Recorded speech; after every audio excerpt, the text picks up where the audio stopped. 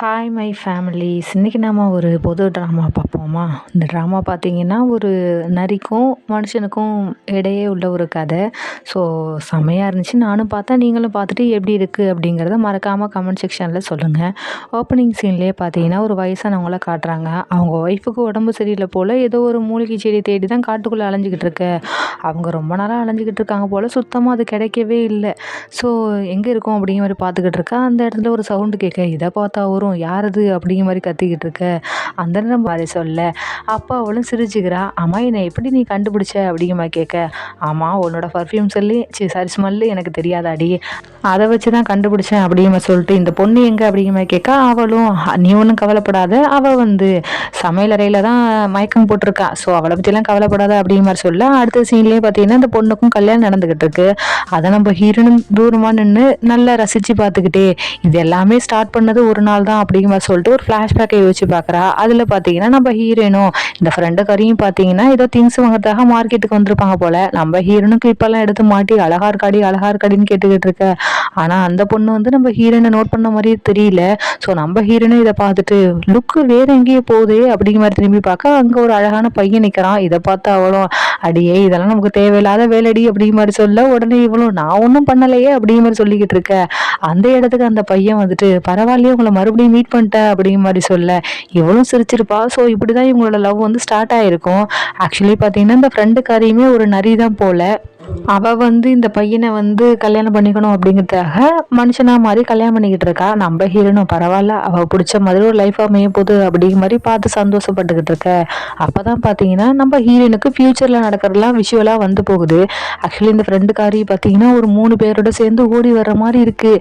ஏதோ ஒரு பிரச்சனை போல். அது மட்டும் இல்லாமல் அவளை ஜெயிலில் அடைக்கிற மாதிரி இருக்குது. அடுத்த சீன்லேயே பார்த்தீங்கன்னா நம்ம ஹீரோனும் ஒரு கத்தியை கொடுத்து, இதை வச்சுக்கோ உனக்கு தேவைப்படும் அப்படிங்கிற மாதிரி சொல்கிற மாதிரி இருக்குது. ஸோ இது எல்லாத்தையும் வச்சு பார்த்தா நம்ம ஹீரோனும், இதுக்காக தான் மனுஷங்களா மாறவே கூடாது, ஏன்னா எப்போ வேணாலும் என்ன நடக்கும்னு தெரியாது, சாவுன்னு இப்போ பக்கத்துலேயே இருக்கும் அப்படிங்கிற மாதிரி யோசிச்சுக்கிட்டே, என்ன இருந்தாலும் ஃப்யூச்சரை மாற்ற முடியாது அப்படிங்கிற மாதிரி அங்கேருந்து போக, அப்படியே அந்த சீனை கட் பண்ணி இப்போ ஃப்யூச்சரில் என்ன நடக்குது அப்படிங்கிற மாதிரி காமிக்கிறாங்க. அப்போ நம்ம ஹீரோனை காமிச்சிக்கிட்டு இருக்க அந்த இடத்துல பார்த்தீங்கன்னா ஒரு பையன் மயங்கி விழுந்து கிடக்குறான். அது மட்டும் இல்லாமல் அவனோட தலையிலேருந்து நிறைய ரத்தம் வந்துக்கிட்டு இருக்கு. நம்ம ஹீரோனை யோசிச்சு பார்த்துக்கிட்டு இருக்கா.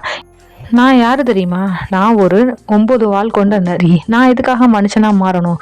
எனக்கு இந்த மனுஷங்களுக்கு இடையே உள்ள ஃபீலிங்ஸ் கூட சுத்தமாக பிடிக்காது. அது மட்டும் இல்லாமல் மனுஷனாக இருந்தால் பணம் சம்பாதிக்கணும், அதுக்கப்புறம் வாழணும், அப்படி இப்படின்னு ஏகப்பட்ட பிரச்சனை இருக்குது. அப்படி இருக்க கூட நான் எதுக்காக மனுஷனாக மாறணும்? அது மட்டும் இல்லாமல் மனுஷனாக பிறந்தா என்னைக்காவது ஒரு நாள் சாவு வந்தே தீரும். ஸோ இதுதான் இதோட முடிவாக இருக்கும். அப்படி இருக்கக்குள்ள நான் எதுக்காக மனுஷனாக மாறணும் அப்படிங்கிற மாதிரி யோசிச்சுக்கிட்டே, இது எல்லாத்துக்கும் ஸ்டார்ட் பண்ண இடம் எது தெரியுமா? 9 வருஷத்துக்கு முன்னாடி நடந்த அந்த இன்சிடென்ட் தான் அப்படிங்கிற மாதிரி யோசிச்சுக்கிட்டே ஒரு ஃப்ளாஷ்பேக்கை யோசிச்சு பார்க்குறா. அதில் பார்த்தீங்கன்னா நம்ம ஹீரோ ஒரு ஸ்கூல் படிக்கிற பையன். ஸோ அவன் ஸ்கூலில் உள்ள டீம்மேட்ஸோடு சேர்ந்து கேம் விளையாண்டுக்கிட்டு இருக்கா. அந்த இடத்துல பார்த்தீங்கன்னா அந்த கேமில் நல்லா விளையாடுற ஒருத்தரை வந்து செலக்ட் பண்ணி நேஷனல் டீமுக்கு அனுப்ப போகிறாங்களாம். ஸோ அதுக்காக 2 பேர் வந்து பார்த்துக்கிட்டு இருக்க. அந்த டீமோட கேப்டன் இருக்கார் இல்லையா, சாரி கோச் இருக்கார்ல, அவர் வந்து அந்த செலெக்ஷன் டீமை பார்த்துட்டு ஒரு பையனை, அதாவது ஹீரோட ஃப்ரெண்டை மட்டும் சொல்லி, இவன் ரொம்ப சூப்பராக விளையாடுவான், இவனை தான் நீங்கள் செலக்ட் பண்ண போகிறீங்க அப்படிங்கிற மாதிரி அவனை பற்றி புகழ்ந்து பேசிக்கிட்டு இருக்கா. அவனும் நல்லா தான் கேம் விளையாண்டுக்கிட்டு இருக்கான். ஆனால் ஒரு கட்டத்துக்கு மேலே பார்த்தீங்கன்னா நம்ம ஹீரோ நல்லா விளையாட ஆரம்பிச்சிடுறான். இதை பார்த்து அந்த டீமில் செலக்ட் பண்ண வந்தவங்களும், அந்த பையன் யார் அப்படிமா கேட்க, இதை கேட்ட கோச்சும் அவனுக்கு அந்த அளவுக்கு விளையாட தெரியாது அப்படிங்கிற மாதிரி எந்த அளவுக்கோ சொல்கிறாங்க. ஆனால் அந்த வந்தவங்க என்னமோ நம்ம ஹீரோவை பார்த்து தான் இம்ப்ரெஸ் ஆன மாதிரி இருக்குது. ஸோ அடுத்து விளையாண்டு முடிக்க அதில் பார்த்தீங்கன்னா அந்த கோச்சு நம்ம ஹீரோவை தனியாக அழைச்சி கொண்டு போய் வச்சுக்கிட்டு பயங்கரமாக அடிக்கிறாரு. ஏன்டா அவன் ஃப்ரெண்டு தானடா, நான் உங்ககிட்ட காலையிலேயே சொன்னனா இல்லையா, நீ ஒழுங்காக விளையாடாத, அவனுக்கு கொஞ்சம் விட்டு கொடு, அவனுக்கே பாலை பாஸ் பண்ணு, இன்னைக்கு வந்து அவனை செலக்ட் பண்ணுறதுக்காக வந்திருக்காங்க, அவங்க முன்னாடி நீ பேர் எடுக்கணும் பார்க்குறியா அப்படிங்கிற கேட்க, இதை பார்த்த ஹீரோவும், இங்கே பாருங்க எனக்கு பிடிச்சிருக்கு, நான் அதனால விளையாண்டேன், அது மட்டும் இல்லாமல் இது ஒரு வழி தான் என்னோட திறமையை காட்டுறதுக்கு, நான் என்ன பண்ண முடியும் அப்படிமா கேட்க, இதை கேட்ட கோச்சும், ஏண்டா உனக்கு ஃபீஸ் கட்ட வக்கு இல்லை, அவன் நல்லா ஃபீஸ் கட்டுறான்ல, எல்லாத்தையுமே பண்ணுறான், அப்படி கூட உனக்கு என்ன இவ்வளோ திமிரு பேச்சுன்னு சொல்லிட்டு பயங்கரமா அடிக்கிறாங்க. ஸோ ஒரு வழியா அடியெல்லாம் வாங்கி முடிச்சுட்டு அங்கேருந்து வர எல்லா டீம்மேட்ஸும் உட்காந்து சாப்பிட்டுக்கிட்டு இருக்காங்க. அந்த இடத்துல பார்த்தீங்கன்னா ஃப்ரெண்டுக்காரனோட அப்பாவும் எல்லாருக்கும் ஸ்நாக்ஸ் எல்லாம் வாங்கி கொடுத்துக்கிட்டு இருக்காங்க. ஸோ இவருக்குமே பணம், அந்த கோச் இருக்கார் இல்லையா, அவருக்குமே பணம்லாம் கொடுக்குறாங்க. அதனால தான் அவர் வந்து ஃப்ரெண்டுக்காரனை செலக்ட் பண்ணணும் பார்த்துருப்பாங்க போல. ஸோ இதெல்லாம் பார்த்த ஹீரோவும் பயங்கரமா ஃபீல் பண்ணிக்கிட்டு இருக்க. அடுத்த சீன்லேயே பார்த்தீங்கன்னா ஒரு லீங்கிற ஒரு பிஸ்னஸ் மேனை தான் காமிக்கிறாங்க. அவர் வந்து காரில் வந்துக்கிட்டு இருக்க. அவர் பயங்கர ஸ்ட்ரிக்டான ஆளாக இருப்பார் போல். அது அது மட்டும் இல்லாமல் இப்போ ஏதோ ஒரு பெரிய ப்ராஜெக்ட் வருது, அது கிடைக்கணும் அப்படிங்கிறதுக்காக அதை பற்றின இன்ஃபர்மேஷன்லாம் பார்த்துக்கிட்டு வர அந்த நேரம் அந்த டிரைவரும் பிரேக் போட இந்த ஃபைல் வந்து கீழே விழுந்துருது.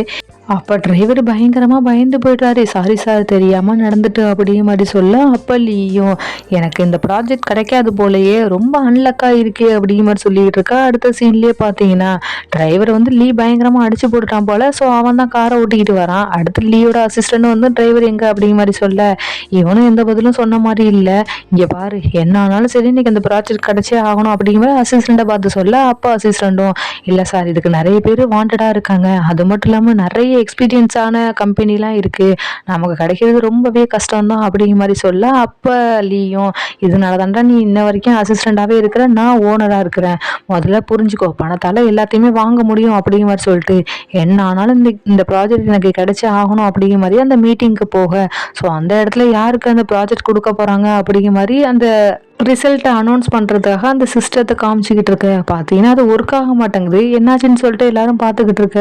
அந்த நேரம் நம்ம ஹீரோயின் ஸ்க்ரீனில் வரா. அவள் வந்துட்டு நிற்கிறத பார்த்த எல்லாரும் தொணன்னு பேசிக்கிட்டே இருக்க. ஹீரோயினும் என்னப்பாச்சா இந்த மனுஷங்களே இப்படி தான் எப்போ பார்த்தாலும் பேசிக்கிட்டே இருப்பாங்கன்னு சொல்லிட்டு ஒரு சொடக்கு போட, பார்த்தீங்கன்னா எல்லாரோட வாயும் அமைதியாயிடுது. அது மட்டும் இல்லாமல் எல்லாருமே ஃப்ரீஸ் ஆகிடுறாங்க. அப்போ நம்ம ஹீரோனும் எல்லாரையும் பார்த்துட்டு, இங்கே பாருங்கள், உங்கள் ஓட்டு எல்லாத்தையுமே நீங்கள் லீக்கு தான் போட போகிறீங்க, அவருக்கு தான் அந்த ப்ராஜெக்ட் கிடைக்க போகுது அப்படிங்கிற மாதிரி சொல்லிட்டு நம்ம லீ அங்கேருந்து கூட்டிக்கிட்டு ஒரு ஹோட்டலுக்கு போகிறா. ஸோ அந்த இடத்துல உட்காந்துருக்கா. அப்போ நம்ம லீயும், ஆமாம் நீ யார், இங்கே எதுக்காக நான் வந்திருக்கேன், அது எவ்வளோ பெரிய ப்ராஜெக்ட் தெரியுமா, அது மட்டும் இல்லாமல் அது எனக்கு எவ்வளோ முக்கியம், என்ன எதுக்காக இங்கே கூட்டிகிட்டு வந்த அப்படின்னு கேட்க, அப்போ ஹீரோனும் தெரியும் தெரியும், இந்த ப்ராஜெக்ட் மட்டும் பண்ணலைன்னா உங்கள் அப்பா உன்னை வீட்டை விட்டு துரத்து விட்டுவார், அதனால தானே, நீ ஒன்றும் கவலைப்படாதான், அந்த ப்ராஜெக்ட் உனக்கு தான் கிடைக்கும் அப்படிங்கிற மாதிரி சொல்ல, அப்போ லீயும் எப்படி சொல்கிற, அது எனக்கு தான் கிடைக்கும்ன்ட்டு, ஆமாம் நீ யார் இதெல்லாம் சொல்கிறதுக்கு அப்படிங்கிற மாதிரி கேட்க, அப்போ நம்ம ஹீரோனும், நான் ஒரு 9 வால் கொண்ட நரி, அது மட்டும் இல்லாமல் என்கிட்ட நிறைய பவர்ஸ் இருக்குது, ஸோ அதை வச்சு உனக்கு அந்த ப்ராஜெக்டை வாங்கி கொடுத்துருவேன், அதுக்கு பதிலாக நீ எனக்கு நிறைய பணம் கொடுக்கணும் அப்படிங்கிற மாதிரி சொல்ல, அப்போ நம்ம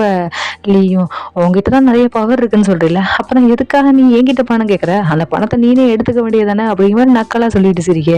இதை பார்த்த ஹீரோனுக்கும், இப்போ உனக்கு என் மேலே நம்பிக்கை இல்லைன்னு நினைக்கிறேன், ஸோ உனக்கு நம்பிக்கை வர வச்சுட்டா போச்சு அப்படின்னு சொல்லிட்டு ஒரு செகண்டில் பார்த்தீங்கன்னா நம்ம லீயை நரகத்துக்கே கொண்டுட்டு போயிடுறா. அது மட்டும் இல்லாமல் அதை பார்த்து அவனும், பார்த்தியா நரகம்னா இப்படி தான் இருக்கும், நீ போய் டெஸ்ட் பண்ணி பாரு அப்படிங்கிற மாதிரி பிடிச்சி தள்ளி விட, அவன் பாதாளத்துக்குள்ள உழுவுற மாதிரி அலறி அடிச்சு கத்திக்கிட்டு இருக்கான். கொஞ்ச நேரத்திலேயே பார்த்தீங்கன்னா அவளை ரெஸ்டாரண்ட்டுக்கே அழைச்சிட்டு வந்துடுறா. டக்குன்னு ஒரு சொடக்கு போட்டு, எப்படி நம்ம பவர் அப்படிங்கிற மாதிரி சொல்ல, இதை கேட்டா அவன் என்ன பண்றது ஏது பண்றதுன்னு ஒன்றும் புரியாம, ஆமா இப்போ என்ன பண்ணணும் அப்படிங்கிற மாதிரி கேட்க, அப்போ நம்ம ஹீரோனும், நீ ஒண்ணுமே பண்ண வேண்டாம், என்கிட்ட எந்த கொஸ்டினும் கேட்காத, ஏன்னா கொஸ்டின் கேட்கறதுல நான் மட்டும்தான் இருக்கேன், உன்னோட ஒரே வேலை எனக்கு நிறைய பணம் கொடுக்க வேண்டியது, நான் அதுக்கு பதிலாக உனக்கு வேண்டியதெல்லாம் செய்வேன் அப்படிங்கிற மாதிரி எல்லாத்தையும் சொல்லிக்கிட்டு இருக்கா. அப்போ அவனுக்கு ஒரு ஃபோன் கால் வருது. அதை பார்த்த ஹீரோனும், ஃபோன் காலை எடுத்து பேசுப்பா, உனக்கு தான் அந்த ப்ராஜெக்ட், அதனால தான் உனக்கு ஃபோன் அடிக்கிறான் அப்படிங்கிற மாதிரி சொல்ல, இவனும் ஃபோன் அட்டன் பண்ணி பேச, உண்மையிலேயே இவனுக்கு தான் அந்த ப்ராஜெக்ட் கிடச்சிட்டு போல. ஸோ அப்படியே அந்த சீனை கட் பண்ணி இந்த பக்கம் நம்ம ஹீரோவை தான் காமிக்கிறான். அவன் வீட்டுக்கு நடந்து போயிட்டு இருக்க. அப்போ அவனோட பாட்டி இதை இழுக்க முடியாமல் இழுத்துட்டு போயிட்டு இருக்காங்க. இதை பார்த்த ஹீரோ வந்து பாட்டிக்கு ஹெல்ப் பண்ணிக்கிட்டு இருக்க. அப்போ நம்ம பாட்டியும், என்னடா எப்படி போயிட்டு இருக்கு அப்படிங்கிற மாதிரி கேட்க, அப்போ நம்ம ஹீரோவும், இன்னைக்கு நான் கேம் விளாண்டேன், ரொம்ப நல்லா விளாண்டேன் அப்படிங்கிற மாதிரி சொல்லிக்கிட்டு இருக்கா. அப்போ பாட்டியும், ஆமாம் கேமுக்கு வேறு ஃபீஸ் கட்டணும்ல அப்படிங்கிற மாதிரி சொல்லிக்கிட்டு இருக்கு. ஹீரோவும், இங்கே பாருங்க பாட்டி, நான் உங்ககிட்ட நிறைய டைம் சொல்லியிருக்கேன், என்னோட ஃபீஸ் பற்றிலாம் நீங்கள் கவலையே படாதீங்க, நான் நல்லா விளாண்டு ஜெயிச்சிட்டேன்னா வச்சுக்கோங்களேன், எனக்கு எல்லாருமே ஸ்பான்சர் பண்ணுவாங்க, அதனால அதை பற்றிலாம் நீங்கள் ஒரி பண்ணிக்காமல் நீங்கள் கவலைப்படாமல் இருங்க அப்படிங்கிற மாதிரி சொல்ல, பாட்டியும் ஒத்துக்கிறாங்க. அடுத்து பார்த்தீங்கன்னா நம்ம ஹீரோவும் நைட்டில் வந்து பார்ட் டைம் ஜாப் பண்ணுறான் போல், அதாவது டெலிவரி பண்ணுறது. ஸோ அதை பண்ணிக்கிட்டு இருக்கான். அப்போ வந்து நம்ம ஃப்ரெண்டுக்காரன் இருக்கான் இல்லையா, அவன் வந்து கேம் ப்ராக்டிஸ் பண்ணிக்கிட்டு இருக்கான். இது தூரத்துலேருந்து பார்த்தா நம்ம ஹீரோவும் போயிட்டு, ஆமாம் இந்நேரத்தில் இங்கே என்னடா பண்ணிக்கிட்டு இருக்க அப்படிங்கிற மாதிரி கேட்க, சரி அது இருக்கட்டும், இது என்னடா அவுட்ஃபிட்டு, இது இங்கே நீ என்ன பண்ணுற அப்படிங்கிற மாதிரி சொல்ல, அப்போ நம்ம ஹீரோவும், வேற ஒன்றும் இல்லைடா, நான் நைட் நேரத்தில் டெலிவரி வேலை பார்த்துக்கிட்டு இருக்கேன் அப்படிங்கிற மாதிரி சொல்ல, அப்போ நம்ம ஃப்ரெண்டுக்காரனும், நம்மளே ஒரு மேட்ச் வச்சுக்கலாமா அப்படிங்கிற மாதிரி சொல்லிட்டு 2 பேரும் சேர்ந்து விளையாட ஆரம்பிக்கிறாங்க. ஸோ ரொம்ப நேரமாக விளையாண்டு முடிக்க, அதில் பார்த்தீங்கன்னா நம்ம ஹீரோ தான் பயங்கரமாக விளையாண்டுக்கிட்டு இருக்கான். ஸோ விளையாண்டு முடிச்சுட்டு அங்கேருந்து சாப்பிடலான்னு சொல்லிட்டு ஒரு ரெஸ்டாரண்ட்டில் போய் உட்காந்து சாப்பிட்டுக்கிட்டு இருக்கா. அப்போ நம்ம ஃப்ரெண்டுக்காரனும், எனக்கு உன்னை பார்த்தா பொறாமையாக இருக்குடா, படிக்க மாட்டேற ஆனால் நல்ல மார்க் வாங்குற, இந்த கேம் வந்து ப்ராக்டிஸ் பண்ண மாட்டேற ஆனால் நல்லபடியாக கேம் விளையாடுற, ஆனால் என்ன பாரு எனக்கு எதுவுமே வரல இல்லை அப்படிங்கிற மாதிரி சொல்லிக்கிட்டு இருக்கா. அப்போ நம்ம ஹீரோவும், இங்கே பாரு உனக்கு அமைஞ்ச மாதிரி லைஃப் எல்லாருக்கும் அமையாது, உனக்கு எந்த கவலையுமே இல்லை, நேரத்துக்கு உட்காந்து ப்ராக்டிஸ் பண்ணிகிட்டு இருக்கேன், ஆனால் என்ன பாரு நான் நேரத்துக்கு போய் டெலிவரி பண்ணிகிட்டு இருக்கேன், ஸோ எல்லாருக்கும் ஒரே மாதிரி அமையாது அப்படிங்கிற மாதிரி சொல்லிக்கிட்டு இருக்கா. அப்போ நம்ம ஃப்ரெண்டு காரணம், நீ ஒன்றும் கவலைப்படாத மச்சான், நான் மட்டும் இந்த கேமில் வின் பண்ணி நேஷனல் டீமுக்கு போயிட்டேன்னா வச்சுக்கேன், என்னோட அசிஸ்டண்டாக அவனை சேர்த்துக்கிறேன் அப்படிங்கிற மாதிரி சொல்ல. அப்போ ஹீரோவும், ஏன் நான் நல்லா விளையாண்டு போக மாட்டேனா அப்படிங்கிற மாதிரி ஒருத்தர் மாற்றி ஒருத்தர் பேசி ஃபன் பண்ணிக்கிட்டு இருக்காங்க. அடுத்து நம்ம ஹீரோவும் அங்கேருந்து கிளம்பி போயிட்டு அவனோட டெலிவரி வேலையெல்லாம் முடிச்சுட்டு நேராக வீட்டுக்கு வர அவங்க பாட்டி படுத்து தூங்கிக்கிட்டு இருக்காங்க. இதை பார்த்து ஹீரோவும் ரொம்ப கஷ்டப்படுறான். ஏன்னா இந்த வயசுலையும் இவ்வளோ கஷ்டப்படுறாங்கன்னு சொல்லிட்டு ரொம்ப கவலைப்பட்டுக்கிட்டு இருக்க.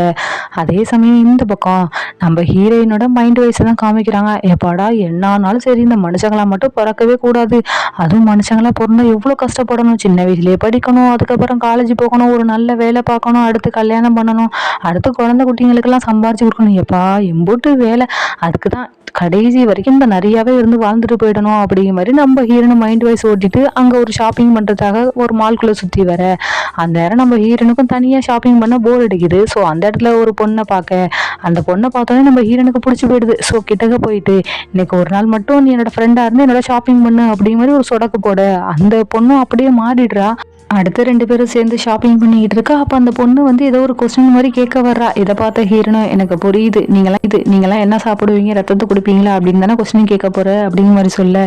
உடனே அவளும், ஆமாம் உங்களுக்கு எப்படி தெரியும் அப்படிங்கிற மாதிரி கேட்க, இவளும், ஏன் நீ தான் ஃபர்ஸ்ட் டைம் நினைக்கிறியா, இதுக்கு மட்டும் நான் நிறைய மனுஷங்களை சந்திச்சிருக்கேன் அப்படிங்கிற மாதிரி சொல்லிட்டு, இங்கே பாரு இந்த நரிங்கெல்லாம் இந்த படத்தில் காமிக்கிற மாதிரி ரத்தத்தை குடிக்கிற மாதிரிலாம் இருக்காது, மனுஷங்களும் இருப்பாங்க அப்படிங்கிற மாதிரி ஒரு ஃப்ளாஷ்பேக்கை காமிக்கிறாங்க.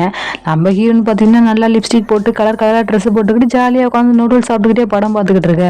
அந்த படத்தில் வர்ற அந்த 9 வால் கொண்ட நரி பார்த்தீங்கன்னா நிறைய ரத்தத்தை குடிச்சு காட்டேரி மாதிரி காமிச்சிக்கிட்டு இருக்காங்க. இதை பார்த்து இந்த ஊர் மக்கள்லாம் பயந்துக்கிட்டு இருக்காங்க. ஸோ அதெல்லாம் யோசிச்சு பார்த்த ஹீரோனும், இந்த படத்தில் தான் இப்படியெல்லாம் காமிச்சு உங்களெல்லாம் கெடுத்து வச்சிருக்காங்க, நிஜமாக நாங்களாம் அப்படி கிடையாது, ரொம்ப ஹாப்பியாக இருப்போம் அப்படிங்கிற மாதிரி சொல்லிட்டு அடுத்த 2 பேரும் உட்காந்து சாப்பிட்டுக்கிட்டு இருக்கேன். அப்போ அந்த பொண்ணும், ஆமாம் எத்தனை வருஷமா நீங்கள் இப்படி இருக்கீங்க அப்படிமா கேட்க. அப்போ ஹீரோனும், சொல்லப்போனால் என் கூட இருந்த எல்லாருமே மனுஷங்களாக மாறிட்டாங்க, ஆனால் எனக்கு மட்டும் அதில் விருப்பமே இல்லை, நான் மாறவே இல்லை அப்படிங்கிற மாதிரி சொல்ல. அப்போ அந்த பொண்ணும், ஏன் அப்படிங்கிற மாதிரி கேட்க. உடனே ஹீரோனும், ஏன்னா இதுதான் ஜாலியாக இருக்கும், மற்ற யாருக்குமே என்ஜாய் பண்ண தரல, சிங்கிளாக இருக்கிறது எவ்வளோ ஜாலி தெரியுமா அப்படிங்கிற மாதிரி சொல்லிட்டு ஃப்ளாஷ்பேக்கை யோசிச்சு பார்க்குறா.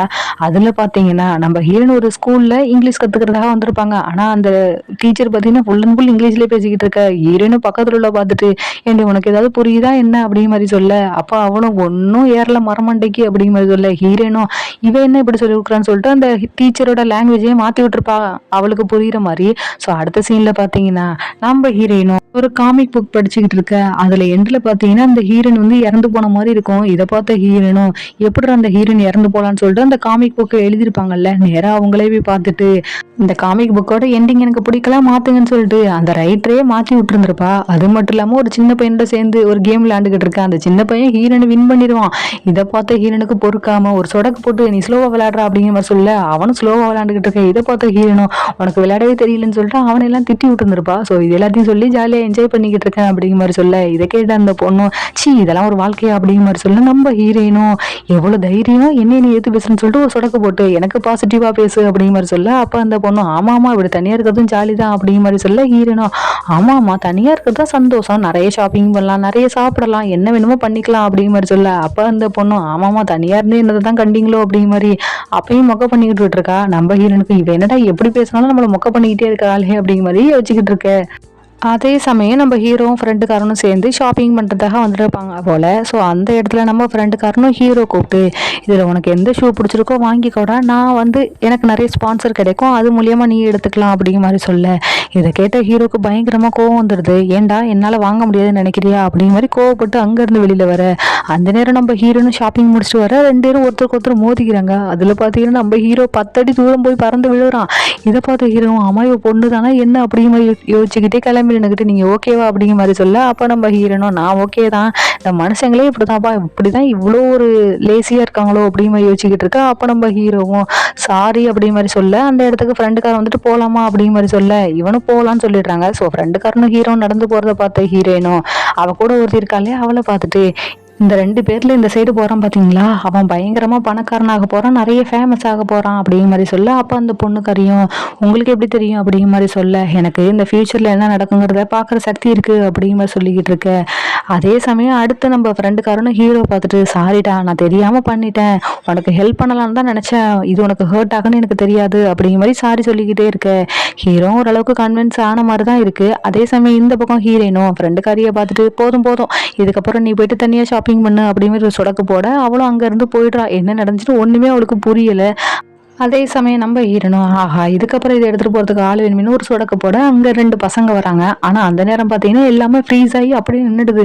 என்னடா நடக்குது அப்படின்னு சொல்லிட்டு பார்த்தா, அந்த நேரம் ஒரு புத்தர் தாத்தா வந்து நடந்து வந்துகிட்டு இருக்காரு. வந்து நம்ம ஹீரோனு தனியா அழைச்சு கொண்டு வந்து பேசிக்கிட்டு இருக்காங்க. நீ பண்றது கொஞ்சம் கூட சரியில்லை அப்படிங்கிற மாதிரி சொல்ல, அப்ப நம்ம ஹீரோனும், நான் என்ன தப்பு பண்றேன், என்னால பணம் சம்பாதிக்க முடியாது, ஸோ நிறைய பணக்காரங்களா பார்த்துட்டு அவங்களுக்கு நான் ஹெல்ப் பண்றேன், ஸோ அந்த பணத்து மூலியமா என்னோட பர்ச்சேசிங்லாம் பண்ணிக்கிறேன் அப்படிங்கிற மாதிரி சொல்லிட்டு, அது மட்டும் இல்லாம இந்த மனுஷங்களா வாழ்ற வாழ்க்கை எனக்கு சுத்தமா பிடிக்காது, ஒரு போதுமே நான் நரியிலிருந்து மனுஷனா மாற எனக்கு விருப்பமே இல்லை, அங்க போய் சம்பாரிச்சுக்கிட்டு அது கஷ்டப்பட்டுக்கிட்டு ஒரு நாள் இறந்து போயிச்சேச்சா அதெல்லாம் ஒரு வாழ்க்கையா, அதுக்கெல்லாம் நான் போகவே மாட்டேன் அப்படிங்கிற மாதிரி சொல்ல, அப்பா வரும், நீ பண்ற எல்லாத்துக்கும் ஒரு நாள் உனக்கு திரும்ப கிடைக்கும் அப்படிங்கிற மாதிரி சொல்ல, அப்போ நம்ம ஹீரோயினும், என்ன நீங்க எனக்கு சாபம் விடுறீங்களா, அதுக்கெல்லாம் வாய்ப்பே இல்லை, நான் ஹாப்பியான லைஃபை தான் வாழ்வேன், இப்படிதான் இனிமேலும் இருப்பேன், ஸோ நீங்க என்னை பத்தி கவலைப்படாதீங்க அப்படிங்கிற மாதிரி சொல்லிட்டு அங்க இருந்து போயிடுறா. அதே சமயம் இந்த பக்கம் நம்ம லீயை தான் காமிக்கிறாங்க. அவனுக்கு தான் ப்ராஜெக்ட் கிடச்சிட்டு இல்லையா, ஸோ அதுக்காக பார்ட்டி வச்சுக்கிட்டு இருக்கான், நிறைய சரக்கு அடிச்சுக்கிட்டு இருக்கான். இந்த பக்கம் நம்ம ஹீரோனை நடந்து போயிட்டு இருக்கேன். அந்த டைம்ல பார்த்தீங்கன்னா பக்கத்து கிரவுண்டில் நம்ம ஹீரோவும் ஃப்ரெண்டுக்காரனும் கேம் விளையாண்டுக்கிட்டு இருக்க. அதில் நம்ம ஹீரோ அடிச்ச பால் பார்த்தீங்கன்னா நம்ம ஹீரோயின் தலையிலே போய் அடிச்சிடுது. எவன்டா அது அப்படிங்கிற மாதிரி முடிச்சுக்கிட்டு இருக்கேன். இந்த பக்கம் ஃப்ரெண்டுக்காரனும், டே என்னடா இப்படி பண்ணி வச்சிருக்க அப்படிங்கிற மாதிரி சொல்ல, ஹீரோவும் சரி ஓகேடா நீ வீட்டுக்கு கிளம்பு, நான் போயிட்டு அந்த பால் எடுத்துட்டு வரேன் அப்படிங்கிற மாதிரி அங்கேருந்து வர. அந்த இடத்துல பார்த்தீங்கன்னா நம்ம ஹீரோயின் பெஞ்சில் உட்காந்துருக்கா. நம்ம ஹீரோவும் தேடிக்கிட்டு இருக்கிறத பார்த்துட்டு, ஆமா நீ இதை தான் தேடுறியா அப்படிங்கிற மாதிரி பால் எடுத்து காமிக்க, நம்ம ஹீரோவும் ஆமா அப்படிங்கிற மாதிரி சொல்ல, ஹீரோயின் கோவத்துல விட்டேரிவா பாருங்க, அந்த பால் ஒரு நிமிஷத்துல அப்படியே பிஞ்சு போய் விழுந்துருது. இதை பார்த்த ஹீரோவும், ஆமா இப்ப நீ என்ன பண்ணணும்னு புரியுதா அப்படிங்கிற மாதிரி சொல்ல, புரியுதே, நான் நடந்து போயிட்டு இருக்கேன் தலையில வந்து அடிக்குது அப்படிங்கிற மாதிரி சொல்லி, நம்ம ஹீரோவை பார்த்துட்டு, டேய் சின்ன பையன் தானடா, சின்ன பையன் மாதிரியே நடந்துக்க மாட்டியா, ஒரு மனுஷங்க நடந்து போறாங்க அவங்க தலையில அடிக்கிற மாதிரி தான் விளையாடுவியா அப்படிங்கிற மாதிரி திட்டிக்கிட்டு இருக்க. நம்ம ஹீரோவும், ஆமா நீங்க அன்னைக்கு என்னை தள்ளி விட்டீங்களே அவங்க தானே நீங்க இங்க என்ன பண்றீங்க அப்படிங்கிற மாதிரி சொல்லிக்கிட்டு இருக்க. அப்ப நம்ம ஹீரோவும், எனக்கு தெரியும், நான் வந்து இந்த சாக்கர் கேமை நல்லா விளையாண்டு ஒரு நேரம் நிறைய சம்பாதிப்பேன் அப்படிங்கிற மாதிரி எனக்கு தெரியும், அது மட்டும் இல்லாமல் நல்லா ஃபேமஸ் ஆவேன் அப்படிங்கிற மாதிரி சொல்லிக்கிட்டு இருக்கேன். ஆக்சுவலி நம்ம ஹீரோயின் சொல்லியிருப்பா இல்லையா, அதை வந்து காதில் வாங்கியிருப்பான் போல, அதை நம்ம ஹீரோ தான் நினச்சிக்கிட்டு சொல்லிக்கிட்டு இருக்கான். ஆனால் நம்ம ஹீரோயின் என்ன, டே மக்கு மண்டை, அது நீ கிடையாதுடா, உன் ஃப்ரெண்டுக்காரன் இருக்கான்ல அவன் தான் ஃபேமஸ் ஆவான், நான் அவனை தான் பார்த்தேன், அதுவும் இல்லாமல் எனக்கு ஃபியூச்சரை பார்க்குற சக்தியெல்லாம் இருந்துகிட்டு இருக்கு, ஸோ நீ வந்து ஃபேமஸ் ஆக மாட்டேன், உன் ஃப்ரெண்டுக்காரன் தான் ஃபேமஸ் ஆவான் அப்படிங்கிற மாதிரி சொல்ல. இதை கேட்டாமனும், ஏன் நான் ஆக மாட்டேன், நான் நல்லா உழைக்கிறேன், எல்லா ஃபோட்டோ போடுறான், அப்படி இருக்குள்ள நான் ஏன் ஆக மாட்டேன் அப்படி மாதிரி பேசிக்கிட்டு இருக்கோம். அந்த நேரம் ஒரு சவுண்டு கேட்குது. என்னடான்னு சொல்லிட்டு போய் பார்த்தா நம்ம ஃப்ரெண்டுக்காரனா லீ வந்து சரக்கடிச்சிட்டு கார் ஓட்டிக்கிட்டு வந்துகிட்டு இருந்திருப்பான் போல. ஸோ அந்த நேரம் அந்த வழியா வந்து நம்ம ஃப்ரெண்டுக்காரன் மேல மோதிடுறான். அடுத்து இறங்கி பார்க்குறான், அவன் 10 அடி தூரம் போய் பறந்து விழுந்து கிடக்குறான். இதை பார்த்து நம்ம லீயும் பயந்து போய் அங்கிருந்து போக, தூரத்துல இருந்து நம்ம ஹீரோ இதெல்லாம் பார்த்துட்டு பின்னாடியே ஃபாலோ பண்ணி போறான். ஆனா நம்ம ஹீரோவால ஒரு கட்டத்துக்கு மேல அவனை பிடிக்க முடியல. அடுத்து ஹீரோவும் ஃப்ரெண்டுக்காரனை கொண்டு போய் ஹாஸ்பிட்டலில் சேர்த்துடுறான். சேர்த்துட்டு நேராக போலீஸ் ஸ்டேஷனுக்கு போயிட்டு நம்ம லீ மேலே தான் கம்ப்ளைண்ட் பண்ணிக்கிட்டு இருக்க. அதே சமயம் இந்த பக்கம் நம்ம லீயோட அசிஸ்டண்ட்டும் லீயை வந்து பார்த்துட்டு, இங்கே பாருங்க நீங்கள் பண்ணின ஆக்சிடென்ட்டுக்கு எவிடன்ஸ் இருக்குது போல், ஸோ நீங்கள் மாட்டிக்கிட்டீங்க அப்படிங்கிற மாதிரி சொல்லிக்கிட்டு இருக்க. இவனும் என்ன பண்ணுறது தெரியாமல் பயங்கரமாக முடிச்சுக்கிட்டு இருக்க. அதே சமயம் இந்த பக்கம் பார்த்தீங்கன்னா போலீஸ் ஸ்டேஷனில் நான் தான் அந்த ஆக்சிடெண்ட்டை பண்ணினேன்னு சொல்லிட்டு ஆஜராகிறதுக்காக ஒருத்தர் வந்திருக்காங்க. இதை பார்த்த ஹீரோவும் பயங்கரமாக சண்டை போடுறான். நான் அன்னைக்கு அவன் மூஞ்ச பார்த்தேன், இது அவன் கிடையாது, எதுக்காகடா போய் சொல்கிற அப்படிங்கிற மாதிரி ஒரே கலவரம் நடந்துகிட்டு இருக்கு. இந்த பக்கம் நம்ம லீயும் என்ன பண்ணுறது தெரியாமல் ஒரு பேக்கெட்டுக்குள்ளே கையை விட அதில் ஒரு டிக்கெட் மாதிரி இருக்குது. ஆக்சுவலி நம்ம ஹீரோயின் வந்து கொடுத்துருப்பா போல், அதை வந்து எரிக்கிறது மூலியமாக நம்ம ஹீரோயின் இருக்கிற இடத்துக்கு போகலாம் போல். ஸோ அவனும் அதை எரிச்சு பார்க்க உடனே நம்ம ஹீரோயின் இருக்கிற இடத்துக்கு வந்துடுறான். ஸோ நம்ம லீயும் நம்ம ஹீரோனை பார்த்துட்டு, அன்னைக்கு உனக்கு நான் பணம் கொடுத்தேன்ல அதுக்கு டபுள் மடங்காக தரேன், ஸோ இந்த பிரச்சனைலேருந்து நான் வெளியில் விட்டுரு அப்படிங்கிற மாதிரி சொல்ல ஹீரோனும் ஒத்துக்கிறா. அடுத்த சீன்லேயே பார்த்தீங்கன்னா நம்ம ஹீரோவும் ஹாஸ்பிட்டலுக்குள்ளே வர அந்த இடத்துல பார்த்தீங்கன்னா நம்ம ஹீரோயின் நின்றுக்கிட்டு இருக்கா. அப்போ நம்ம ஹீரோவும், ஆமாம் நீங்கள் இங்கே என்ன பண்ணுறீங்க அப்படிங்கிற மாதிரி சொல்ல ஹீரோயினும் ஹீரோவை பார்த்துட்டு, பரவாயில்லையே உனக்கு எனக்கு ஏதோ ஒரு பூர்வ ஜென்மத்து பந்தம் இருக்கு போலையே, எப்போ பார்த்தாலும் அப்படி பீட் பண்ணுறோம் அப்படிங்கிற மாதிரி சொல்லிக்கிட்டே இருக்க. அவளுக்கு ஒரு மாதிரி நெஞ்சு வலிக்க ஆரம்பிச்சிடுது, என்னன்னு தெரில. டக்குன்னு கீழே மயங்கி விழ போக இதை பார்த்து ஹீரோவும் ஓடி போய் காப்பாற்றுறதுக்காக பிடிக்க அந்த நேரம்னு பார்த்தீங்கன்னா, நம்ம ஹீரோன்னு ஒரு 9 வால் கொண்ட நரி தானே! அவள காப்பாத்துறதுக்காக 9 வாலுமே தெரியுது. இத பார்த்த ஹீரோ பயங்கர ஷாக் ஆகி போய் நிக்க, நம்ம ஹீரோவும், ஹீரோயினும் ஒரு மாதிரி பார்த்துக்கிட்டே இருக்க, இப்படியே இந்த எபிசோட் முடிச்சுட்டாய்ங்க மக்களே! இதுக்கப்புறம் என்ன நடக்குது அப்படிங்கிறத நெக்ஸ்ட் எபிசோட்ல பார்த்துடலாம். எப்போதும் போல இந்த வீடியோ உங்களுக்கு பிடிச்சிருந்துச்சுன்னா லைக் பண்ணுங்க, ஷேர் பண்ணுங்க, கமெண்ட் பண்ணுங்க. மறக்காம சப்ஸ்கிரைப் பண்ணி பக்கத்துல இருக்க பெல் ஐகான கிளிக் பண்ணி வச்சுக்கோங்க. அப்பதான் நான் போடுற வீடியோஸோட நோட்டிஃபிகேஷன் உங்களுக்கு ஒடனே வரும். Thank you. Tata. Bye bye.